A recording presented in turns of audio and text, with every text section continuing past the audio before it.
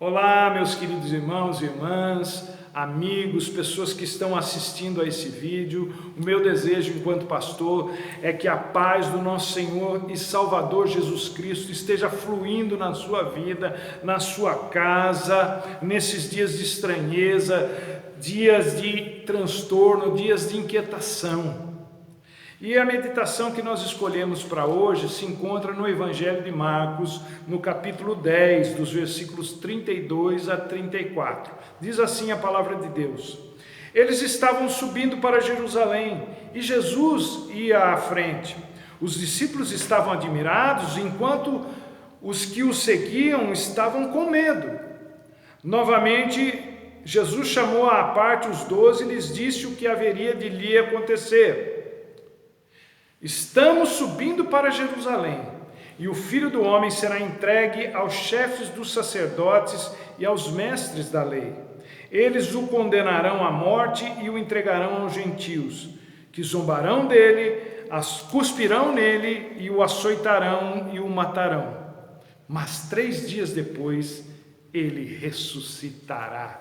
Aleluia, glória a Deus. Vamos orar? Muito obrigado, Senhor, pelo privilégio que temos de compartilharmos a Tua palavra, que é vida, de recebermos do Senhor o alimento para a nossa alma, para o nosso espírito, e que essa meditação, ó Deus, ela traga ao coração daqueles que assistirem, a ouvirem, que lhes traga paz, lhes traga segurança, lhes traga esperança. Nós oramos assim no nome de Jesus. Amém e amém. Bom, é sabido de todos nós que nós estamos vivendo tempos incomuns.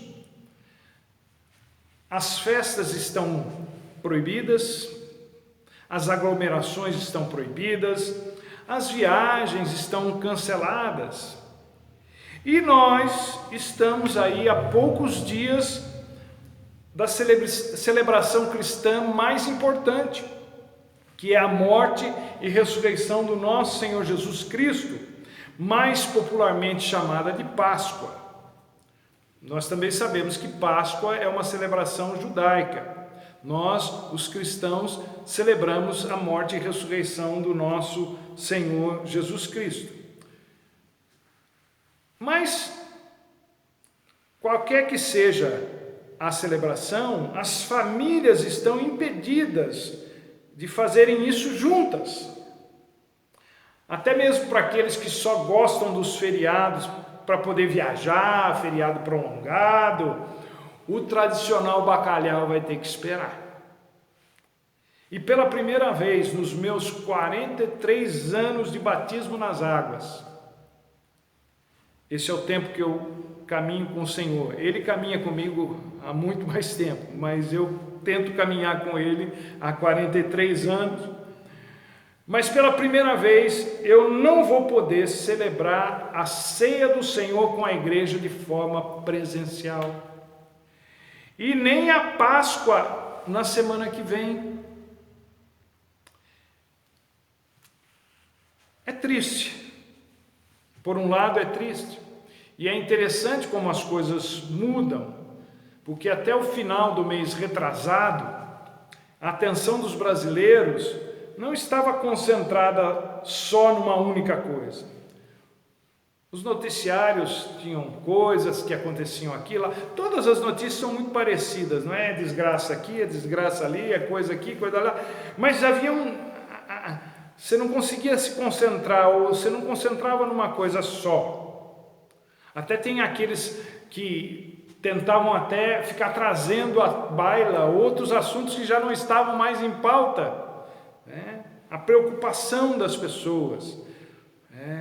Mas, de repente, toda a atenção se volta para um único problema, como se esse problema fosse mesmo o único problema que a gente tem. E como se esse problema fosse capaz de dizimar, de exterminar grande parte da população do mundo. Devo dizer para você que essa pandemia não é o nosso único problema, e você já deve ter percebido isso. E também vou dizer para você que ela não dizimará uma grande parte da população. No entanto, nós estamos em abril e o assunto não sai disso. Ninguém fala em Páscoa, ninguém fala naquilo que Jesus realizou na cruz do Calvário. Nem propaganda de ovo de Páscoa a gente vê, que não tem nada a ver com a Páscoa, mas todo mundo gosta de ovo de chocolate. O Brasil, que até então, até tempos atrás, tinha como religião o futebol, eu sempre disse isso para vocês, porque o futebol é a única coisa que conseguia parar um país inteiro em tempos de Copa do Mundo. Empresas paravam, hospitais paravam, dentro daquelas possibilidades, não é? Para assistir jogo de Copa do Mundo. Mas agora a gente vê que outra coisa roubou a cena. E eu preciso lembrar, eu quero lembrar, eu faço questão de lembrar a vocês que nada, absolutamente nada, nem esse vírus pôde ou poderá suprimir, nem extinguir a obra que Jesus realizou na cruz. Então, o meu assunto com vocês hoje é sobre o verdadeiro tema que tem que ocupar as nossas mentes e os nossos corações. O que tem que ocupar a nossa mente e os nossos corações, gente? Jesus. O assunto da igreja continua sendo Jesus. O meu e o seu assunto continua sendo Jesus. O assunto central da igreja não é política, embora, enquanto cidadãos, nós não sejamos apolíticos. O assunto central da igreja também não é saúde, embora, enquanto seres humanos, a gente não aceite naturalmente as doenças e nem a morte. O assunto central da igreja também não é o ser humano, embora Jesus nos encoraje a solidariedade, a amarmos ao próximo como Ele amou, embora tudo isso seja verdade, seja bom e seja lícito, o assunto central da igreja é o fundador e o fundamento dela, que é o Salvador do mundo, que é o Senhor da igreja, que é Jesus Cristo. Ele morreu, Ele ressuscitou justamente para que a gente não precisasse viver com esse pavor que tomou conta das pessoas. O ser humano, então, é alvo da salvação, da graça, da misericórdia divinas, mas o nosso alvo não pode ser nós mesmos. Tem que ser Jesus, o autor e consumador da nossa fé. Por isso, eu quero levar vocês a uma mudança de foco, principalmente nesses dias, quando estamos prestes a celebrar a morte e a ressurreição do nosso Senhor Jesus Cristo. Esse é o clímax da história, porque, como diz Paulo em Romanos, no capítulo 11, ele diz: porque dele e por ele e para ele são todas as coisas. Glória, pois, a ele para sempre. Amém. Então, do que eu quero falar, do que se trata essa passagem que nós lemos hoje? Eu quero que, já que nós vamos falar de Jesus, você pense na seguinte coisa, a primeira delas a respeito de Jesus. Jesus nunca foi uma vítima impotente diante do quadro que se aproximava. Vocês vejam que ao contrário dos discípulos, mesmo os mais chegados de Jesus, os 12, eles estavam vivendo um misto de emoções. Uns estavam admirados pelas palavras que Jesus estava dizendo a respeito do que iria acontecer com ele, e outros estavam com medo. Então era um misto de emoções por causa desse discurso de Jesus sobre o que havia de vir. Mas Jesus caminhava resoluto em direção a Jerusalém. E nessa caminhada em que Jesus fazia, sabendo o que estava fazendo, os discípulos, por diversas vezes, tentaram demovê-lo dessa ideia, mas ele continuava firme no seu propósito, firme na sua marcha. Era a vocação de Jesus, ele havia encarnado para esse fim. Ele sabia exatamente o que estava fazendo, no que estava se metendo e como aquilo tudo ia acabar. Então, quando você pensar em tudo que Jesus passou, isso não deve te trazer um sentimento, não deve te causar um sentimento de tristeza, nem de angústia, nem de pesar. O sofrimento, a crucificação, a morte de Jesus não foi um golpe do destino contra ele, se é que você acredita nesse tipo de coisa. Tampouco foi algo arquitetado pelos líderes religiosos, muito pelo contrário. Era algo, ou foi algo que havia sido resolvido, combinado, planejado, decidido antes da fundação do mundo. Por Jesus, por Deus Pai, por Deus Espírito Santo. Deus, Pai, Filho e Espírito Santo haviam decidido que seria assim antes da fundação do mundo. Então é muito importante que a gente entenda isso. Não foi o diabo que fez com que Jesus morresse, não foram as pessoas que fizeram aquilo, foi Deus quem submeteu Jesus à cruz. Cruz é essa que Jesus assumiu para si. Ele tinha que cumprir a sua vocação, isso envolvia o seu sofrimento, a sua morte, para que pudesse haver ressurreição para ele e para todos nós.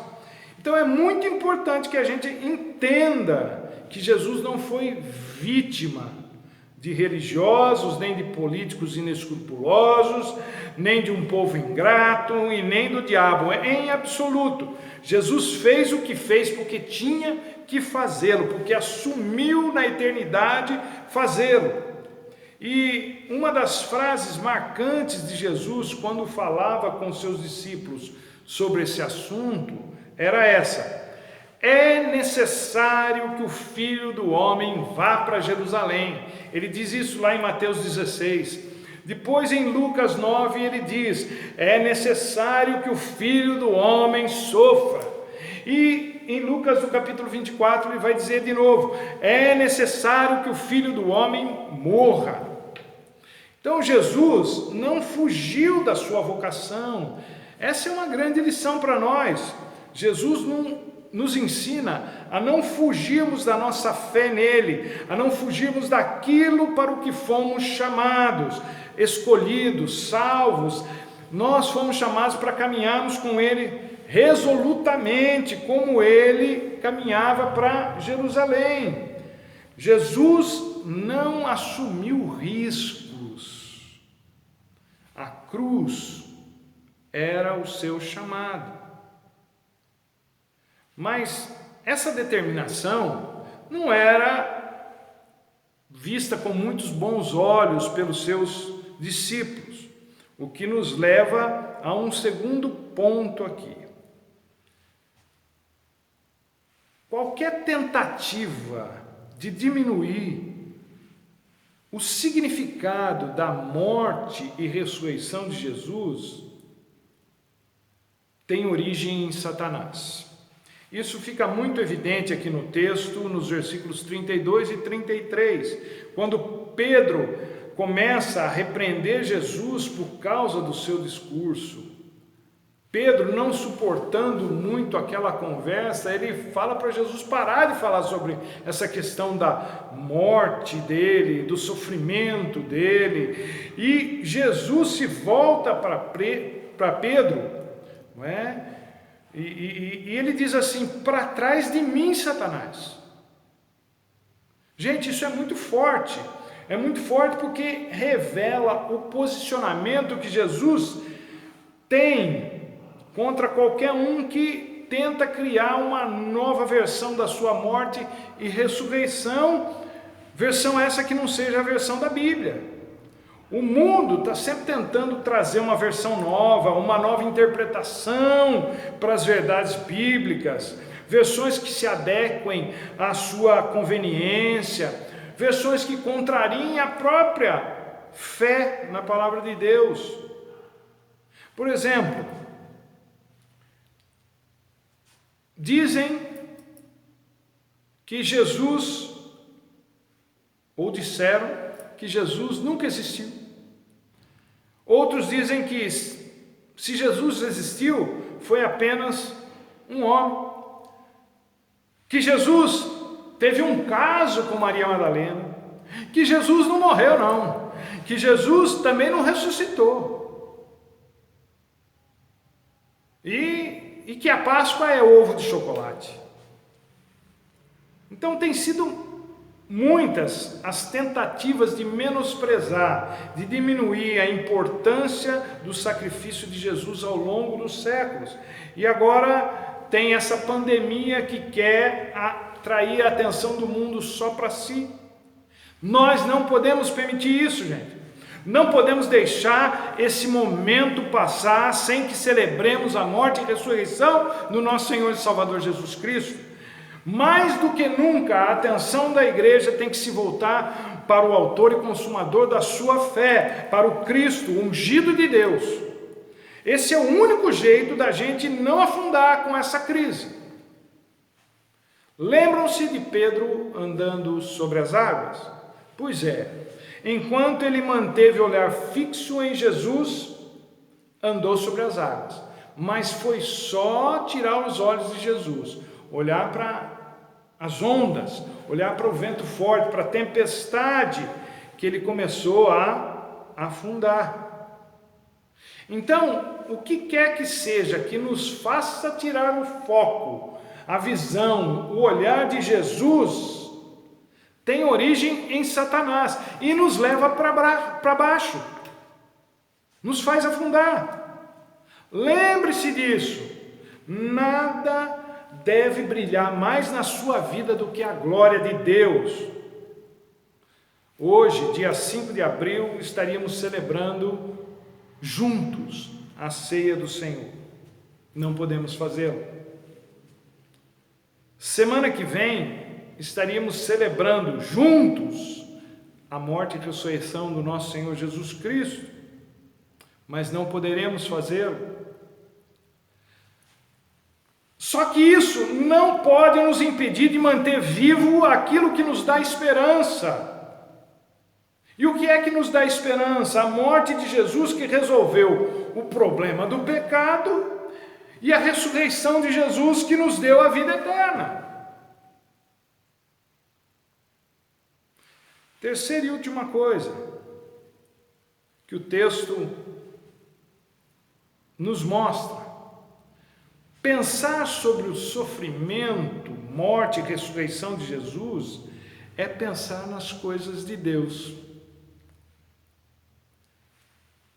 Alguém poderia perguntar: por que falar em morte, em sofrimento, em Páscoa, Semana da Paixão, numa situação como essa que nós estamos vivendo?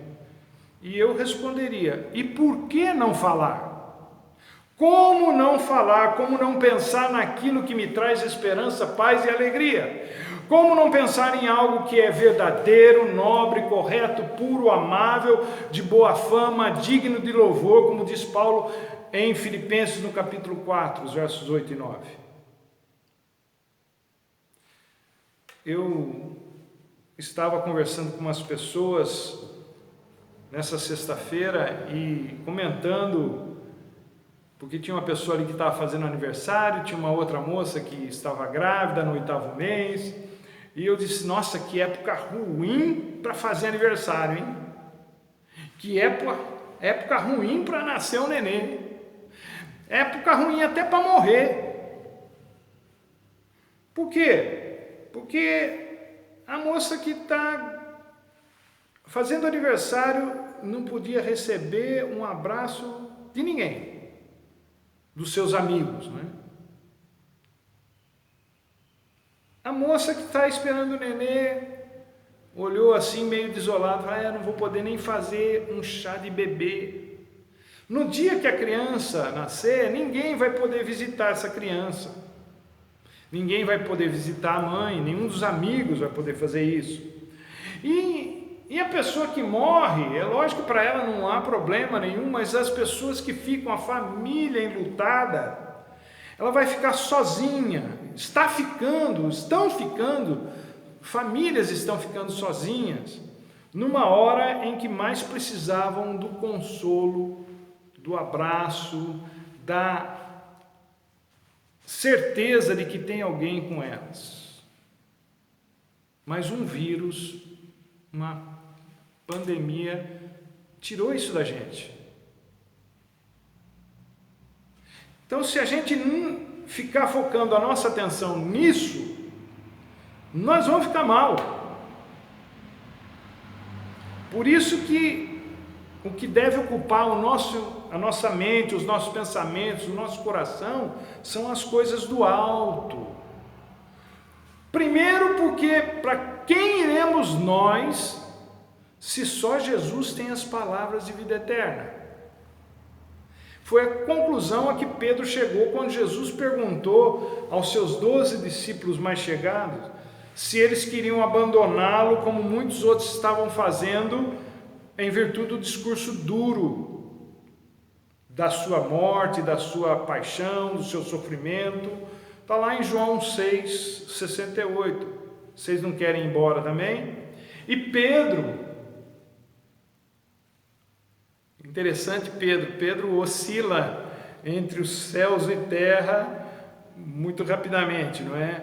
Lá ele tem um outro insight muito diferente desse aqui, em que Jesus diz para ele ir para trás e o chama de Satanás, ou chama o Satanás que estava tentando induzir Pedro a falar aquilo. Mas Pedro lá em João 6 fala, Senhor, para quem iremos nós? Nós vamos para as autoridades religiosas ou políticas? Para quem nós vamos? Para os parentes? Só tu tens palavras de vida eterna. Quem é que pode nos oferecer vida como Jesus oferece? Vida abundante e vida eterna só em Jesus, só com Jesus. E por que o nosso pensamento deve estar ocupado com as coisas do alto? Segunda coisa é por que a gente vai atrás de alguém ou atrás de alguma coisa se eles não têm para dar aquilo que a gente precisa? Coisa que só Jesus tem, que é o alívio para aqueles que se sentem cansados, sobrecarregados, abatidos, frustrados, preocupados, ansiosos, machucados, indignados e perdidos com as questões da vida. Ele faz convite para nós em Mateus, no capítulo 11, vinde a mim todos vós que estáis cansados e sobrecarregados, e eu vos aliviarei.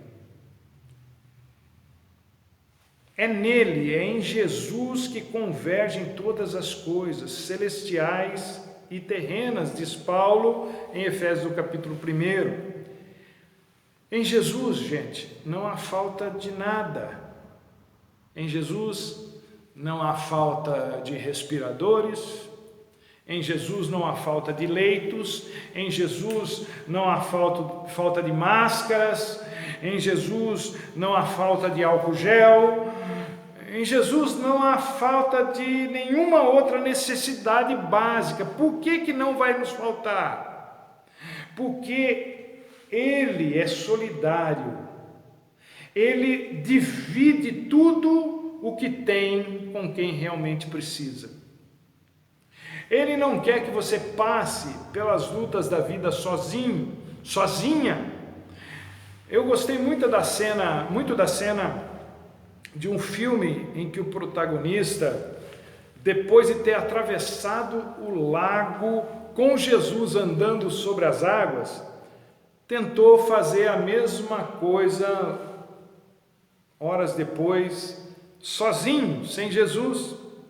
Quando ele entra na água sozinho, os pés dele começam a afundar. Aí ele olha para Jesus, que estava a uma certa distância, e Jesus diz mais ou menos o seguinte: se eu for junto, vai dar. É assim que funciona. Com Jesus, a gente passa pelo que tem que passar, e qualquer que seja o desfecho, nós encontramos paz, encontramos alegria, encontramos segurança. Portanto, Jesus tem que ser o assunto central da sua vida em tempos de paz, em tempos de guerra, em tempos de fartura, em tempos de escassez, em tempos de saúde e em tempos de pandemia. Ele certamente é e será o seu socorro bem presente na hora da sua angústia. Deus te abençoe, meu querido, minha querida, e até a próxima, se Deus quiser.